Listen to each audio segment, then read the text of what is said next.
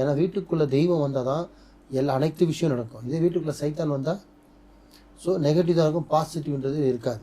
So முதல்ல உடல், ரெண்டாவது உங்களோட மைண்டு, மூணாவது உங்களோட தொழில், நாலாவது ஹஸ்பண்ட் ஒய்ஃப் ரிலேஷன்ஷிப்பு, ரெண்டாவது உங்களோட பழக்க வழக்கம், அஞ்சாவது உங்களோட உணவு, எல்லாமே அடி வாங்கும்.